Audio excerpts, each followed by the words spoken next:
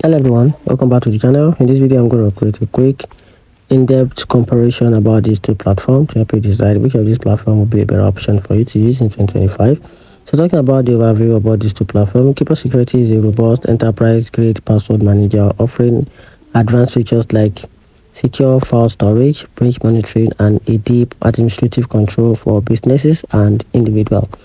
Talking about Sticky Password on the other side is a simpler privacy-focused password manager known for offering offline sync and a one-time lifetime license, great for users who want a local control.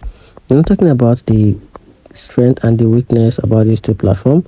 So I'm starting with the Keeper Security, revealing the strength and the weakness. So starting about the strength, it is zero knowledge architecture with a biometric login, secure file and documented storage, and also admin control and audit log for the teams.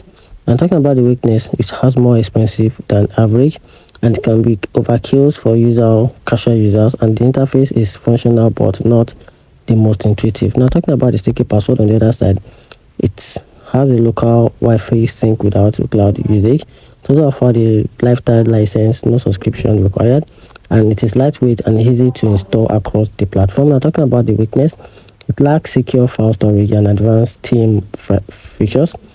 The interface is out of date and is not built for Teams collaboration or enterprise need. And here's a overall conclusion. So if you need a powerful security features, encrypted file storage, and a business-ready tools, just go for Keeper Security. And on the other side, if you prefer a simple, privacy-friendly manager with offline option and a one-time payment model, you can just go and stick with Sticky Password. So that's it. Let me know in the comment section which of this platform will be a better option, a better choice for you. Thanks.